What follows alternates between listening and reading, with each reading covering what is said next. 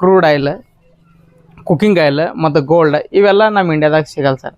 ನಾವು ಬೇರೆ ದೇಶದಿಂದ ಇಂಪೋರ್ಟ್ ಮಾಡ್ಕೋತೀವಿ ಸರ್. ಇಂಪೋರ್ಟ್ ಅಂದ್ರೆ ಬೇರೆ ದೇಶದಿಂದ ತೊಗೊಂಬರ್ತೀವಿ ಅಂದಂಗೆ ಸರ್.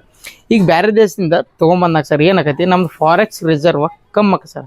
ಫಾರೆಕ್ಸ್ ರಿಸರ್ವ್ ಅಂದ್ರೆ ಏನು ಹೇಳ್ತೀನಿ ಸರ್, ನೋಡ್ರಿ ಇಲ್ಲಿ ಒಂದು ವೇಳೆ ಸರ್ ನಾವು ಇಲ್ಲೇ ನಮ್ಮ ಕಿರಾಣಿ ಅಂಗಡಿಗೆ ಹೋದಾಗ 100 ರೂಪಾಯಿ ತೊಗೊಂಡು ಹೋಗಿ ಸಬ್ಕಾರ್ ಪುಡಿ ಏನಾರ ತೊಗೊಂಡೇವಂದ್ರೆ ಅದಕ್ಕೆ ಅವರು ಹೊಳ್ಳಿ ಚಿಲ್ಲರ್ ಅಂದ್ರೆ ನಾವು ಗಾಂಧಿ ಮುತ್ತ ನೋಡ್ಕೊಡ್ತೀವಿ ಸರ್. ಅವ್ರು ಕಿರಾಣಿ ಅಂಗಡಿಯವ್ರಿಗೆ ಅವ್ರು ನಮ್ಮ ಹೊಳ್ಳಿ ಚಿಲ್ಲರ್ ಕೊಡ್ತಾರೆ ಸರ್.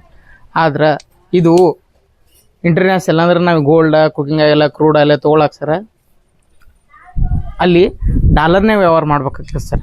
ಡಾಲರ್ನೇ ವ್ಯವಹಾರ ಅಂದ್ರೆ ಏನು sir, international currency sir. International currency ಅಂದ್ರೆ ಅಮೇರಿಕಾ ಕರೆನ್ಸಿ ಸರ್. ಅದಕ್ಕೆ ಅವ್ರು ಹಾರಾಡ್ತಾರೆ ಸರ್. ಈಗ ನಾವು ಬೇರೆ ದೇಶದಿಂದ ನಾವು ಡಾಲರ್ ಗಾಂಧಿ ಮುತ್ತನ ನೋಟಲ್ಲಿ ನಡೆಯಲ್ಲ ಸರ್. ಅಲ್ಲಿ ಬೇರೆ ದೇಶದಿಂದ ನಾವೇನಾದರೂ ಇಂಪೋರ್ಟ್ ಮಾಡ್ಕೊಳಕ್ಕೆ ಅಲ್ಲಿ ಡಾಲರ್ ನಡೀತಾವೆ ಸರ್. ಡಾಲರ್ ನಡೆದವ ಸರ್.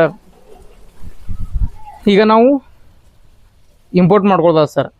ಇದನ್ನು ನಾವು ಎಕ್ಸ್ಪೋರ್ಟ್ ಮಾಡಿದ್ದೇವೆ ಅಂದ್ರೆ ಸರ್ ಬೇರೆ ದೇಶದಿಂದ ನಮ್ಮ ಇಂಡಿಯಾನು ಕೂಡ ಸರ್ ಅಂಥವು ಎಕ್ಸ್ಪೋರ್ಟ್ ಮಾಡ್ತಾರೆ ಸರ್. ಎಕ್ಸ್ಪೋರ್ಟ್ ಮಾಡಿದಾಗ ಅವ್ರು ನಮಗೆ ಗಾಂಧಿ ಮುತ್ತ ನೋಟ್ ಕೊಡಲ್ಲ ಸರ್. ಅವ್ರು ಏನು ಮಾಡ್ತಾರೆ, ಡಾಲರ್ನ ಕೊಡ್ತಾರೆ ಸರ್. ಆ ಡಾಲರ್ ನಾವು ತೊಗೊಂಡು ರಿಸರ್ವ್ ಬ್ಯಾಂಕ್ನಾಗ ಇಡ್ತೀವಿ ಸರ್, RBIದಾಗ ಇಡ್ತೀವಿ ಸರ್. ಅಲ್ಲಿ ಶೇಪಾಗಿ ಇಡ್ತೀವಿ ಸರ್.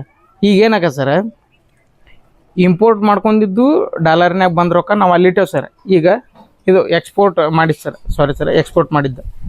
ಈಗ ಇಂಪೋರ್ಟ್ ಮಾಡ್ಕೊಳ್ತೀವಿ ಸರ್. ಇಂಪೋರ್ಟ್ ಮಾಡ್ಕೊಳಾಗ ಇದೇನ್ರಿ ನಾವು ಎಕ್ಸ್ಪೋರ್ಟ್ ಕಮ್ಮಿ ಮಾಡಿ ಇಂಪೋರ್ಟ್ ಹೆಚ್ಚಿಗೆ ಮಾಡ್ಕೊಂಡೇವು ಅಂದ್ರೆ ಅಲ್ಲಿ ಬಿಡ್ತದೆ ಸರ್, RBIದಾಗಿನ ರೊಕ್ಕ ಖಾಲಿ ಆಗಿಬಿಡ್ತಾವೆ ಸರ್. ಅಂದ್ರೆ ಡಾಲರ್ ಖಾಲಿ ಆಗಿಬಿಡ್ತಾವೆ. ಹೀಗಾಗಿ ಫಾರೆಕ್ಸ್ ರಿಸರ್ವ್ ಕಮ್ಮಕ್ಕೆ ಸರ್.